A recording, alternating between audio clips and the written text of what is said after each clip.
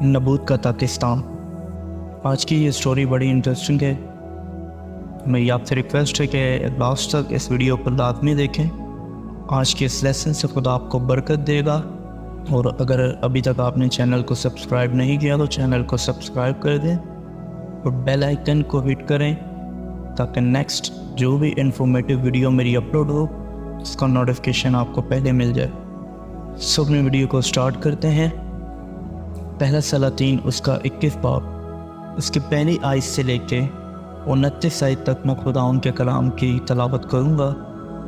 इन बातों के बाद ऐसा हुआ कि यज़रीली नबूत के पास यज़रील में एक पाकिस्तान था जो सामरिया के बादशाह अफ़ीब के महल से लगा हुआ था।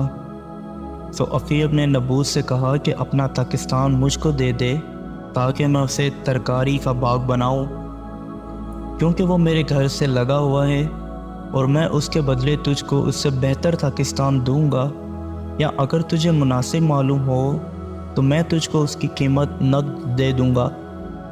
नबूत ने अखीब से कहा, खुदाउन मुझसे ऐसा ना कराए कि मैं तुझको अपने बाप दादा की मिरास दे दूं। और अखीब उस बात के सबब से जो यज़रीली नबूत ने उससे कही उदास और नाखुश होकर अपने घर में आया, क्योंकि उसने कहा था कि मैं तुझको अपने बाप दादा की मिरास नहीं दूंगा। सो उसने अपने बिस्तर पर लेटकर अपना मुंह फेर लिया और खाना छोड़ दिया। तब उसकी बीवी एजेबेल उसके पास आकर उससे कहने लगी, तेरा जी ऐसा क्यों उदास है कि तू रोटी नहीं खाता? उसने उससे कहा, इसलिए कि मैंने यज़रीली नबूत से बातचीत की और उससे कहा कि तू अपना पाकिस्तान कीमत लेकर मुझे दे दे, या अगर तू चाहे तो मैं उसके बदले दूसरा पाकिस्तान तुझे दे दूंगा। लेकिन उसने जवाब दिया, मैं तुझको अपना पाकिस्तान नहीं दूंगा। उसकी बीवी एजेबेल ने उससे कहा, इसराइल की बादशाही पर यही तेरी हुकूमत है? उठ, रोटी खा और अपना दिल बहला। यज़रीली नबूत का पाकिस्तान मैं तुझको दूंगी। सो उसने अखीब के नाम से ख़त लिखे और उन पर उसकी मोहर लगाई और उनको उन बुज़ुर्गों और अमीरों के पास जो उस नबूत के शहर में थे और उसी के पड़ोस में रहते थे भेज दिया। और उसने उन ख़तों में ये लिखा, रोज़ा की मुनादी करा के नबूत को लोगों में ऊंची जगह पर बिठाओ और दो आदमियों को जो शरीर हों उसके सामने कर दो कि वो उसके ख़िलाफ़ ये गवाही दें कि तूने खुदा पर और बादशाह पर लानत की। फिर उसे बाहर ले जाकर संसार करो ताकि वो मर जाए, क्योंकि उसने शहर के लोगों यानी बुज़ुर्गों और अमीरों ने जो उसके शहर में रहते थे, जैसा एजेबेल ने उनको कहला भेजा वैसा ही उन ख़तों के मज़मून के मुताबिक जो उसने उनको भेजे थे किया। उन्होंने रोज़ा की मुनादी करा के नबूत को लोगों के बीच ऊंची जगह पर बिठाया और वो दोनों आदमी जो शरीर थे आकर उसके आगे बैठ गए। और उन शरीरों ने लोगों के सामने उसकी यानी नबूत के ख़िलाफ़ ये गवाही दी कि नबूत ने खुदा पर और बादशाह पर लानत की है। तब वो उसे शहर से बाहर निकाल ले गए और उसको ऐसा संसार किया कि वो मर गया। फिर उन्होंने एजेबेल को कहला भेजा कि नबूत संसार कर दिया गया और मर गया। तब एजेबेल ने सुना कि नबूत संसार कर दिया गया और मर गया, तो उसने अखीब से कहा, उठ और यज़रीली नबूत के पाकिस्तान पर कब्ज़ा कर, जिसे उसने कीमत पर तुझे देने से इनकार किया था, क्योंकि नबूत जीता नहीं बल्कि मर गया है। जब अखीब ने सुना कि नबूत मर गया है तो अखीब उठा ताकि यज़रीली नबूत के पाकिस्तान को जाकर उस पर कब्ज़ा करे।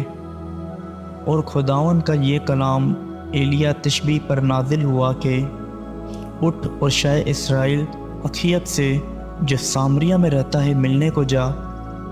देखो नबूत के पाकिस्तान में है और उस पर कब्ज़ा करने को वहाँ गया है। सो तू उससे ये कहना कि खुदावन यूँ फरमाता है कि क्या तूने जान भी ली और कब्ज़ा भी कर लिया? सो तू उससे ये कहना कि खुदावन यूँ फरमाता है कि उसी जगह जहाँ कुत्तों ने नबूत का लहू चाटा, कुत्ते तेरा लहू भी चाटेंगे। और अखीब ने एलिया से कहा, ए मेरे दुश्मन, क्या मैं तुझे मिल गया? اس نے جواب دیا، تو مجھے مل گیا اس لیے کہ تو نے خداوند کے حضور بدی کرنے کے لیے اپنے آپ کو بیچ ڈالا ہے۔ دیکھ میں تجھ پر بلا نازل کروں گا اور تیری پوری صفائی کر دوں گا، اور اخیب کی نسل سے ہر ایک لڑکے کو، یعنی ہر ایک کو جو اسرائیل میں بند ہے اور اسے جو آزاد چھوٹا ہوا ہے، کاٹ ڈالوں گا، اور تیرے گھر کو نبات کے بیٹے یربہام کے گھر اور اخیا کے بیٹے بادشاہ کے گھر کی مانند بنا دوں گا، اس غصہ دلانے کے سبب سے جس سے تو نے میرے غضب کو بھڑکایا اور اسرائیل سے گناہ کرایا۔ اور خداوند نے ایزابیل کے حق میں بھی یہ فرمایا کہ یزریلی کی فصیل کے پاس کتے ایزابیل کو کھائیں گے۔ اخیب کا جو کوئی شہر میں مرے گا اسے کتے کھائیں گے، اور جو میدان میں مرے گا اسے ہوا کے پرندے چٹ کر جائیں گے، کیونکہ اخیب کی مانند کوئی نہیں ہوا تھا جس نے خدا کے حضور بدی کرنے کے لیے اپنے آپ کو بیچ ڈالا تھا، اور جسے اس کی بیوی ایزابیل ابھارا کرتی تھی۔ اور اس نے نہایت نفرت انگیز کام یہ کیا کہ اموریوں کی طرح جن کو خداوند نے بنی اسرائیل کے آگے سے نکال دیا تھا، بتوں کی پیروی کی۔ جب اخیب نے یہ باتیں سنی تو اپنے کپڑے پھاڑے اور اپنے تن پر ٹاٹ ڈالا اور روزہ رکھا، اور ٹاٹ ہی میں لیٹنے اور دبے پاؤں چلنے لگا۔ تب خداوند کا یہ کلام ایلیا تشبی پر نازل ہوا کہ تو دیکھتا ہے کہ اخیب میرے حضور کیسا خاکسار بن گیا ہے، بس چونکہ وہ میرے حضور خاکسار بن گیا ہے، اس لیے میں اس کے ایام میں یہ بلا نازل نہیں کروں گا، بلکہ اس کے بیٹے کے ایام میں اس کے گھرانے پر یہ بلا نازل کروں گا۔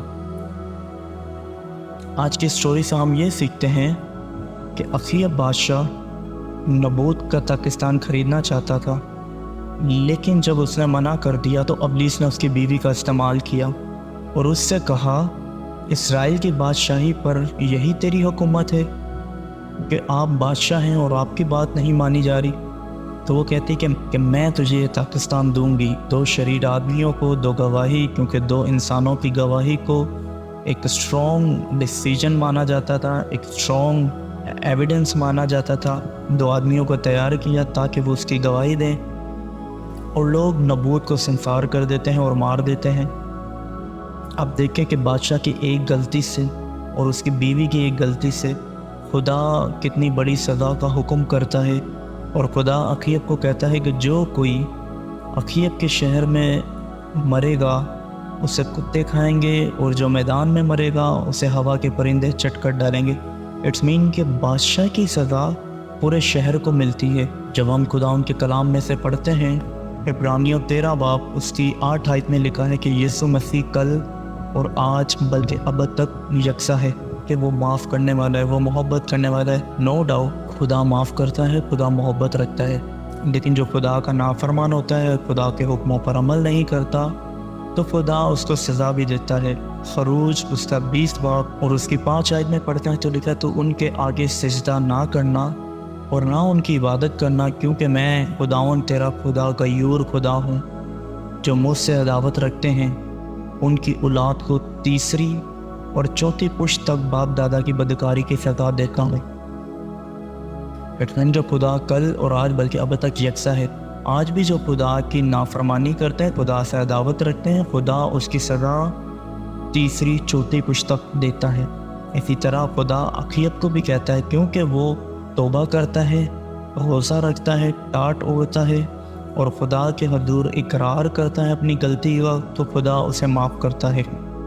لیکن خدا کہتا ہے کہ یہ بلا میں اس کے بیٹے کے ایام میں بھیجوں گا۔ اگر ہم اپنے گناہوں کا اقرار کرتے ہیں تو خدا ہمیں معاف بھی کرتا ہے، لیکن ہمیں خدا کا خوف رکھنا چاہیے، کیونکہ خدا کل اور آج بلکہ اب تک یکساں ہے، کیونکہ خدا کا خوف حکمت کا شروع ہے۔ جب ہم کلسی اس کے 3 باب کی 5 آیت میں بھی پڑھتے ہیں، اس کا ریفرنس میں ایک اور رکھنا چاہتا ہوں، بس اپنے ان اعضاء کو مردہ کرو جو زمین پر ہیں، یعنی حرام کاری اور ناپاکی اور شہوت اور بری خواہش اور لالچ کو، جو بت پرستی کے برابر ہے۔ اٹس مین کہ اگر جو ہم لالچ کرتے ہیں، یہ دیکھیں لالچ کیا ایزابیل نے، تو خدا نے اس کی سزا ان کو دی۔ خداوند تیرا خدا غیور خدا ہے۔ خدا کہتا ہے کہ جو مجھ سے عداوت رکھتے ہیں ان کی اولاد کو تیسری اور چوتھی پشتہ باپ دادا کی بدکاری کی سزا دیتا ہوں۔ اور اگر ہم لالچ کرتے ہیں تو خدا کے خلاف گناہ کرتے ہیں اور خدا اس کی سزا ہمیں دیتا ہے۔ وہ کسی بھی صورت میں ہو سکتی۔ آج ماڈرن ڈیز میں اگر وہ سزا ہو تو وہ بے روزگاری کی بھی ہو سکتی ہے، نافرمان اولاد ہو سکتی ہے، بھانج پن ہو سکتا ہے۔ تو ڈفرینٹ ٹائپ کی یہ اس ماڈرن دور میں یہ سزائیں ہیں۔ اس دور میں لوگ مر جاتے تھے اسی ٹائم، اور جو بادشاہ ہوتے تھے اس کی سزا اس کے پورے شہر کو ملتی تھی۔ لیکن آج اگر ہم جو بدکاری یا خدا کی دعوت رکھتے ہیں، خدا کے حکموں پر عمل نہیں کرتے، تو اس کی سزا خدا ہمیں انڈیفرنٹ وے میں ہمیں دیتا ہے۔ تو آج میں آپ کو یہ میسیج دینا چاہتا ہوں کہ خدا کے کلام کو پڑھیں اور خدا کا ڈر اور خوف میں رہتے ہوئے اپنی زندگی کو گزاریں اور اس کے حکموں پر عمل کریں۔